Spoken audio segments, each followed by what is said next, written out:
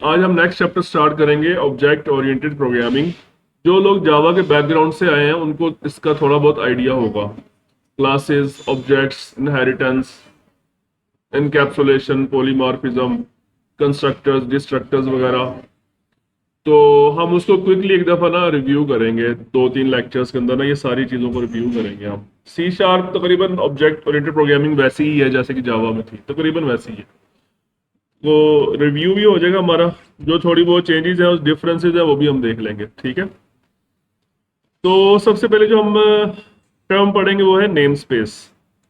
Name space को वैसे हमने ऑलरेडी आई थिंक चैप्टर 1 के अंदर डिफाइन किया था हमने, ठीक है। तो what is the namespace? Basically it is a way to organise related classes and other types. Classes को इकट्ठा किया जाता है, एक ग्रुप की शक्ल में लाया जाता है, ठीक है। एक से ज्यादा नेम स्पेस भी हो सकते हैं आपके प्रोजेक्ट्स के अंदर। वैसे नॉर्मली जब आप प्रोजेक्ट बनाते हैं ना, तो आपके प्रोजेक्ट को भी एक नेम स्पेस असाइन होता है।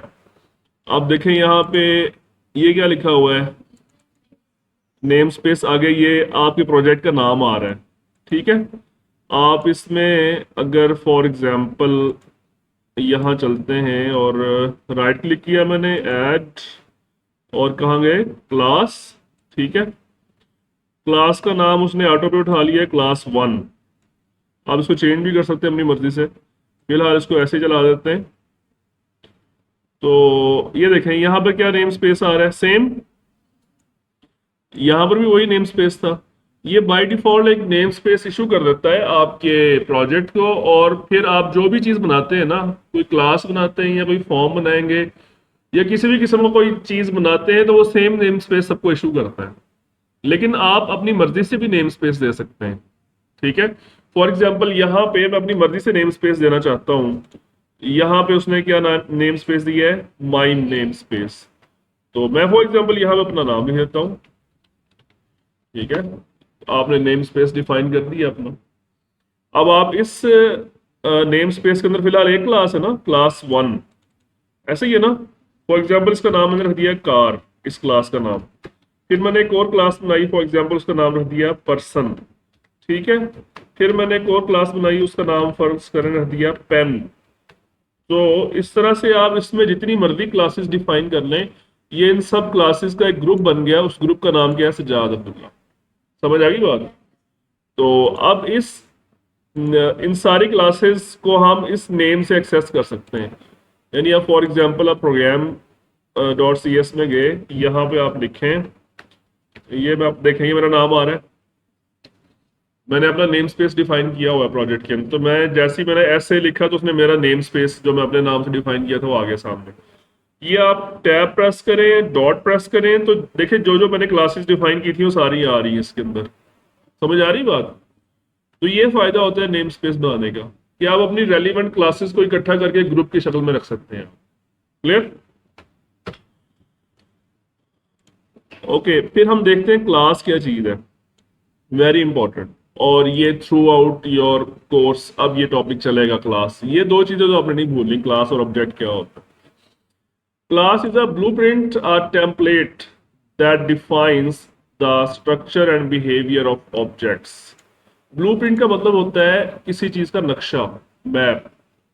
यानी फॉर एग्जांपल अगर हमने ये बिल्डिंग बनानी थी, ये वाली, तो हम पहले इसका मैप बनाते हैं ना, सारा एक नक्शा बनाते हैं। कोई भी हमने अपना घर बनाना है तो उसके लिए पहले नक्शा बनता है, फिर उसके मुताबिक वो चीज तैयार होती है। इसी तरह फॉर एग्जांपल ये मोबाइल फोन है।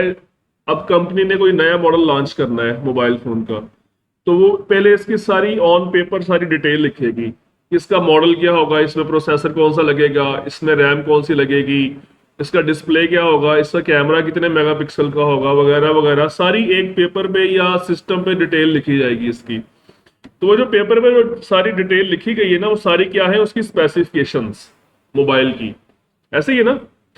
तो लेकिन वो जस्ट एक पेपर पे लिखा हुआ है, फिजिकली अभी उस स्पेसिफिकेशन के मुताबिक अभी कोई मोबाइल बना नहीं है।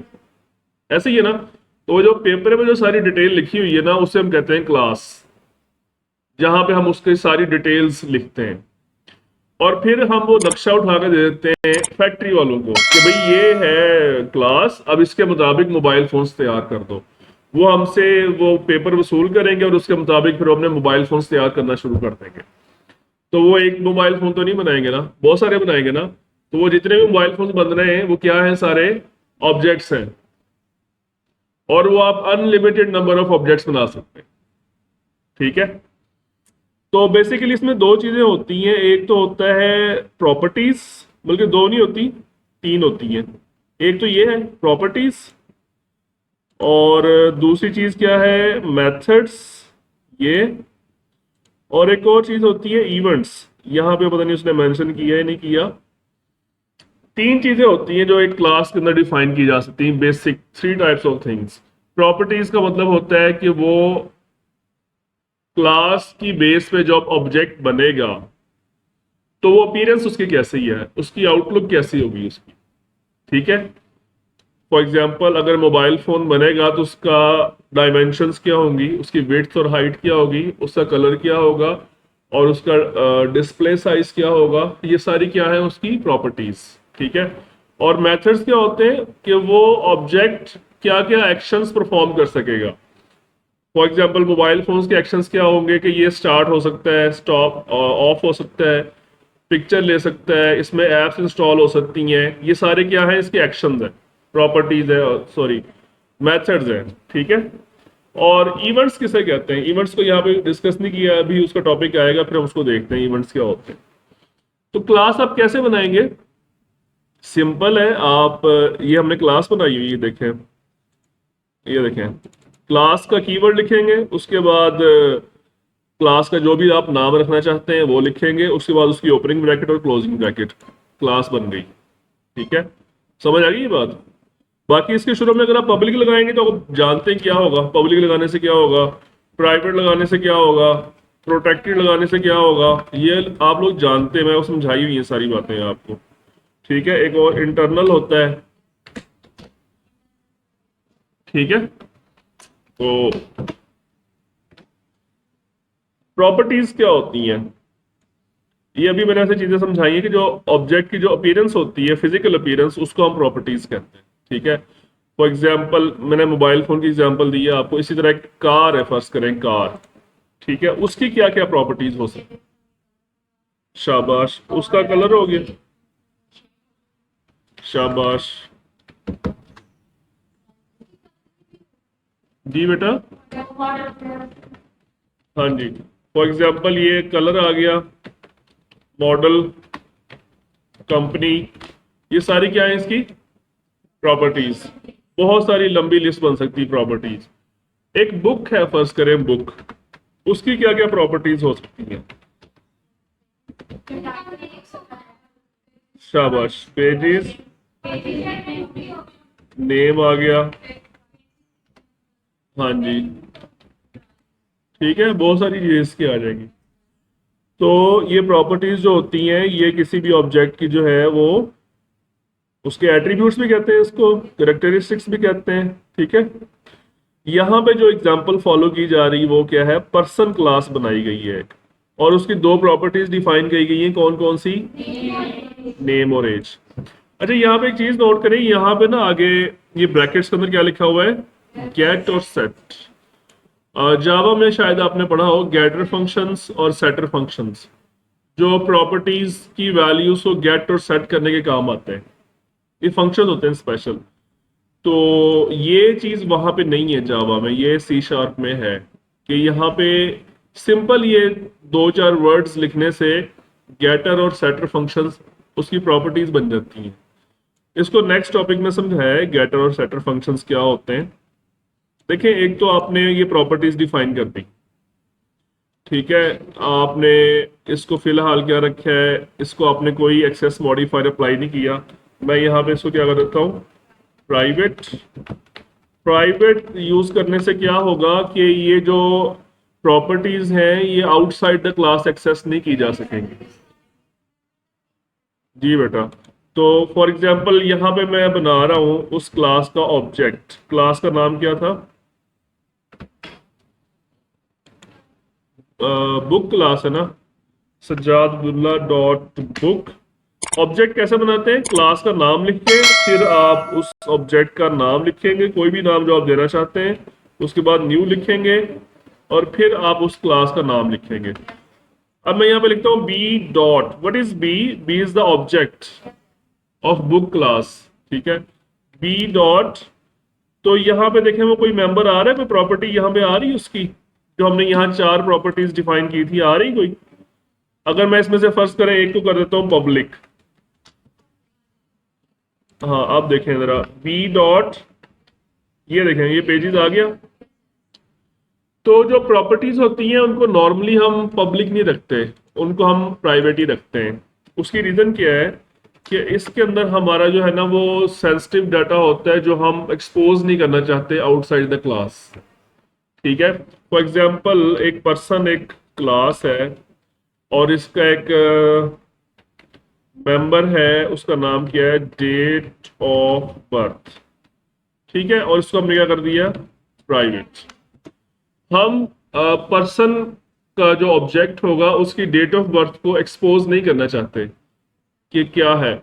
लेकिन अगर फर्ज करें बाहर से कोई पूछता है कि भाई इस ऑब्जेक्ट की एज क्या है, तो हम जस्ट एज बताएंगे इन नंबर ऑफ ईयर्स, हम उसकी एग्जैक्ट डेट ऑफ बर्थ नहीं बताएंगे। तो हम जी वो हम कैसे बनाएंगे, ये देखें जरा,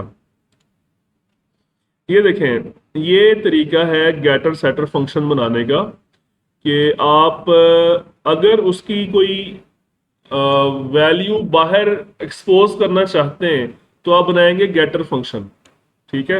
यानी कि फर्स्ट करें मैं यहाँ पे लिखता हूँ पब्लिक और उसका रिटर्न टाइप हम रख देते हैं इंट और उसका नाम हम रख देते हैं एज, ठीक है। ये क्या बन गया, ये गेटर फंक्शन बन गया। गेटर फंक्शन से मुराद ये होता है कि हम इस कोई भी मेंबर है, कोई भी प्रॉपर्टी है, उसकी वैल्यू को बाहर एक्सपोज करना चाहते हैं कि बाहर से अगर कोई गेट करना चाहे तो गेट कर ले, लेकिन वो हमारे फंक्शन के थ्रू गेट करेगा, ठीक है, वो डायरेक्टली इसको एक्सेस नहीं कर सकेगा। तो हम यहाँ पे फॉर एग्जांपल क्या लिखते हैं, रिटर्न नाउ डॉट, नहीं, date time dot now minus date of birth, और ये एरर आ रहा है जिसमें एरर क्या है, टाइम स्पेन डॉट ईयर्स। अच्छा इसमें फिलहाल टोटल सेकंड्स हैं, टोटल सेकंड्स पे भी एरर है, अच्छा डबल है, डबल है तो इसको हम कन्वर्ट कर देते हैं इंट में, ठीक है। क्या किया हमने यहाँ पे, हमने डेट टाइम डॉट नाउ, ये फंक्शन क्या करता है, ये आपको आज की डेट बताएगा, आज की डेट जो भी होगी 29 मार्च 24, उसमें से माइनस करेगा किसको, for example date of birth है 5 जनवरी 2000, ठीक है, 5 जनवरी 2000, तो ये आज की डेट में से 5 जनवरी 2000 को करेगा माइनस और आपको नंबर ऑफ सेकंड्स निकाल के देगा। ये हमने क्या बोला है उसको आगे कि किसमें से निकालना क्या है, टोटल सेकंड्स, या आपको टोटल सेकंड्स निकाल के दे देगा इस 24 ईयर्स में जितने टोटल सेकंड बन रहे हैं, ठीक है। और फिर उनको कन्वर्ट किस में कर देगा, इंट में। और हमें सेकंड्स तो नहीं चाहिए, हमें तो नंबर ऑफ ईयर्स चाहिए, तो हम क्या करेंगे, आई थिंक एक साल में कितने सेकंड्स होते हैं देख लेते हैं।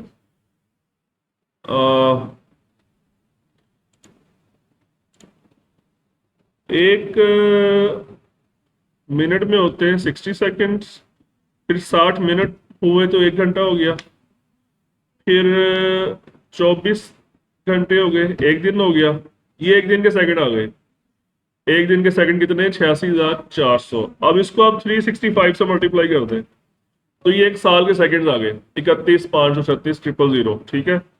तो आप यहाँ पे 31,536,000 लिख दें, तो ये आपके नंबर ऑफ ईयर्स रिटर्न हो गए, ठीक है।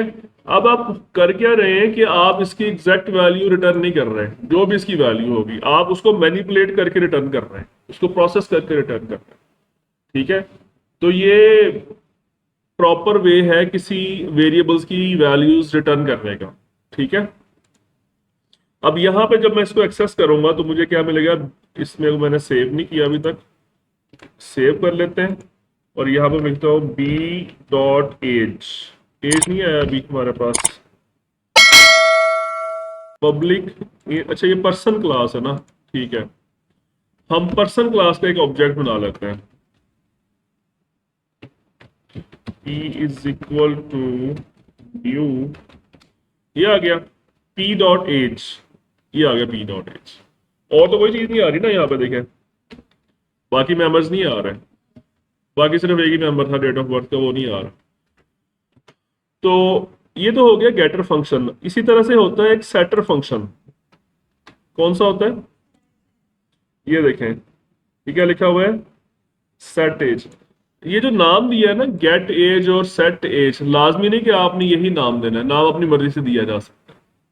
जस्ट एक कन्वेंशन को फॉलो कर रहा है कि गेटर फंक्शन बनाते हुए शुरू में गेट लगाया जाता है, सेटर फंक्शन बनाते हुए शुरू में सेट लगाया जाता है। तो अब हम यहाँ पे एक सेटर फंक्शन बनाते हैं, पब्लिक वॉइड, उसका नाम देखें, मैंने यहाँ पे सिर्फ एज लिखा था, यहाँ पे मैं कर देता हूँ सेट एज, ठीक है। ये सेट एज हो गया, और इसका एक पैरामीटर है, for example date of birth, date time date of birth, ठीक है। ऊपर वाला फंक्शन गेटर है, और ये कौन सा है, सेटर फंक्शन। सेटर फंक्शन क्या करता है, देखिए गेटर फंक्शन तो ये होता है ना कि अगर आउटसाइड द क्लास कोई इस प्रॉपर्टी की वैल्यू को एक्सेस करना चाहता है तो वो उसको गेट कर सके। समटाइम्स बाहर से वैल्यू को देना चाहता है, इसको इस प्रॉपर्टी को कोई वैल्यू देना चाहता है, असाइन करना चाहता है, तो हम ये चाहते हैं कि वो डायरेक्टली इसको असाइन ना कर सके, फंक्शन के थ्रू असाइन करें, ताकि वो कोई इनकरेक्ट या इनवैलिड वैल्यूज को असाइन ना कर सके, ठीक है। फॉर एग्जाम्पल हम एडमिशन परफॉर्म कर रहे हैं, अब एडमिशन की रिक्वायरमेंट क्या होती है, फर्स्ट ईयर का एडमिशन करना है हमने, तो हम कहते हैं जी उसकी मिनिमम एज 13 ईयर्स होनी चाहिए और maximum age for example 17 years होनी चाहिए। यानी अगर आज हम एडमिशन कर रहे हैं तो उसका जो है ना कौन सी एडमिशन डेट एक्सेप्टेबल होगी, 2011 और 2007, इस रेंज के अंदर डेट ऑफ बर्थ एक्सेप्टेबल होगी। 2007 से करें तो 17 साल बनते हैं आज, 2011 से करें तो 13 साल बनते हैं आज। तो हम कहते हैं अगर बच्चे की डेट ऑफ बर्थ जो है वो 2007 से 2011 के दरमियान है, फिर तो एक्सेप्ट करो, अदरवाइज एक्सेप्ट ना करो। तो हम डायरेक्टली अगर इसकी एक्सेस ओपन कर देंगे बाहर, तो फिर तो वो कोई भी वैल्यू दे देगा। फंक्शन के थ्रू हम उसको एक्सेस करवाएंगे तो हम उसको चेक कर सकेंगे वैल्यू को पहले, ठीक है। तो हम यहाँ पे क्या लिखते हैं कि if date of birth dot year, date of birth dot year is greater than equal to 2007 and date of birth dot year is less than equal to 2011, then क्या करना है, फिर आप ऐसा करो कि जो डेट ऑफ बर्थ का हमारा मेंबर है उसको ये वैल्यू दे दो DOB वाली, सिंपल, अदरवाइज नहीं देगा, वो कंडीशन लगा दिया, ठीक है। तो सेटर फंक्शन की समझ आई क्यों हम यूज करते हैं, ताकि इनकमिंग वैल्यू को चेक कर सकेंगे कि वो वैल्यू ठीक भी है या नहीं ठीक। अगर तो ठीक है तो फिर उसको हम असाइन कर देंगे, अदरवाइज असाइन नहीं करेंगे, ओके। देखें यहां पर भी तकरीबन उसने वही वैलिडेशन लॉजिक लगाई हुई है, बस यहां तक कर ले। हमने नेम स्पेस पढ़ा है आज, क्लास पढ़ी है, प्रॉपर्टीज और गेटर एंड सेटर फंक्शन, ठीक है। Any question?